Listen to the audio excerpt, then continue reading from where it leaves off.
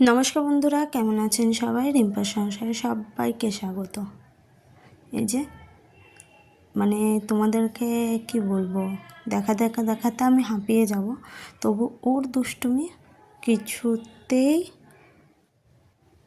থামবে না, ঠিক আছে? তো এই দেখো কখন কি করে ফেলছে, এটা তো তবু জানলা, কোনো সময় সিঁড়ির রেলিং, কোনো সময় দরজার গ্রিল, এইসব নিয়ে হচ্ছে। বাচ্চা ছেলে এখন হবে, সবাই আমাকে যেটা বলছে যে এখন করবে না তো কখন করবে। এটাও ভাবা আমার উচিত যে এখন করবে না তো তখন কখন করবে। শৈশবকালেই তো সব দুষ্টুমি। যাই হোক, ওকে একটু নামিয়ে আমি এই চাদরটা পেতে দিচ্ছি, কারণ রান্না পুজো শেষ, এরপর আবার ঘর গোছানোর পালা। রান্না পুজোর আগে, রান্না পুজোর পরে একটু স্থির নেই। দাদা আরে ছিল, তারপরে প্ল্যান হয়েছিল যে ঘাটাল যাব, কিন্তু ওরা আবার চলে গিয়েছিলো। ঘাটাল গিয়েছিলাম একবার, তারপরে আবার চলে গিয়েছিল।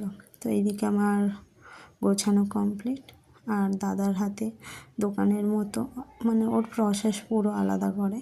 তো বিরিয়ানি খেয়ে খুব মজায় কাটছিল। দাদা রান্না করেছিল, আমরা সবাই খেয়েছিলাম। তো দোকানে এখন থেকে আবার বিরিয়ানি স্টার্ট হবে যেটা শুনছি। তো আজকে তার ট্রেলার, আজকে খেয়ে যদি বলি পাস তো পাস, যদি বলি ফেল তো ফেল, এটাই। তো তারপর দাদা এনেছিল আমাদের জন্য আইসক্রিম, তো সেটাই একটু খেয়ে নিচ্ছি আইসক্রিমটা। এদিকে এই ফ্লেভারটা আমার খুব ভালো লাগে, তো চকলেট ফ্লেভারের পর যদি কোনো ফ্লেভার থাকে তো এই ফ্লেভারটাই ভালো লাগে। এরপর আমি আর আমার শাশুড়ি মা বেরিয়ে পড়েছিলাম কিছু কেনাকাটা করতে।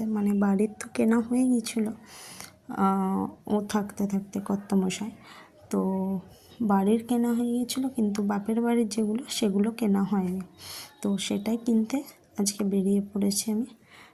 হয়তো ভাবে এই একটা একটু ক্লিপ নিয়ে বানাচ্ছি এখন করে, কিন্তু সময় পাচ্ছি না, যেহেতু একটু কাজ সেখানেও এখানেও, এটাই আমি এখন ভেবে নিয়েছি। তো আর কিছু বেশি ভাবি না। আর এইটা কুর্তিটা কিনেছিলাম মিশো থেকে, মেটারনিটি কুর্তি। তো এটা তাই আজকে পরে ফেলেছি, নতুন পুজোর আগে আমার নতুন ড্রেস যাকে বলে। আমি ভেবেছিলাম আমার জন্য কিছু কিনবো। মেন আমার উদ্দেশ্য হচ্ছে আজকে শাঁখা পরতে যাওয়া, কারণ তোমাদেরকে একবার বলেইছিলাম যে আমি শাঁখার পলাটা খুলে ফেলেছি, কিন্তু শাঁখা আর খুলতে পারিনি, পলা পরতেও পারিনি। তো শাঁখাটা শুধু থাকতে আমার ভালো লাগে না, ওই জন্য পলাটা এমনি পরে চলে এসেছিলাম একসময়। তো শাঁখাটা এখন দেখছি বড্ড আর ঘুরছেই না শাঁখাটা, তো সেই কারণে আমি শাঁখাটা খুলতে যাবো আজকে।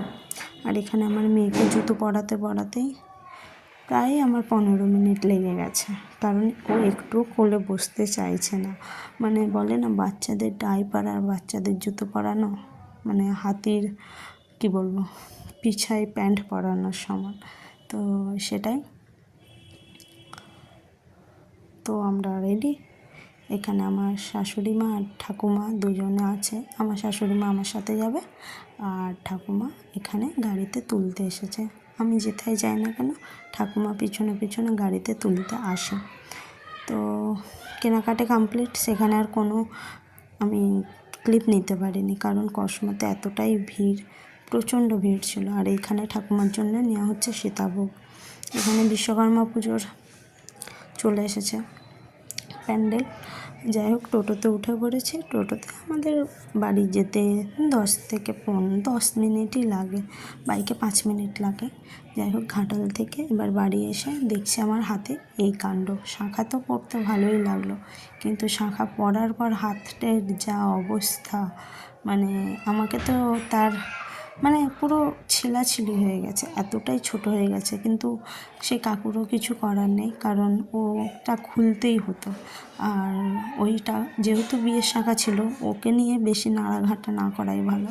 তো পুরো ফুলে হাত যন্ত্রণা। যাই হোক, তো এই আমার মায়ের শাড়িটা যেহেতু মেরুন আর আমার শাশুড়ি মায়েরটা অলিভ গ্রিন, তাই একটাই দেখালাম। যেহেতু শাশুড়ি মায়েরটা দিয়ে দিয়েছি, আমি আলমারিতে ঢুকিয়ে দিয়েছি, সেই কারণে আর বের করাইনি। এটা হলো দাদার শার্ট। আগের বারে একটা গেঞ্জি দিয়েছিলাম, মানে আমি যখন বাইরে থেকে এসেছিলাম, তো এবারে শার্ট দিলাম। আর বৌদির জন্য এই সালোয়ারের 3 পিসটা নিয়েছি।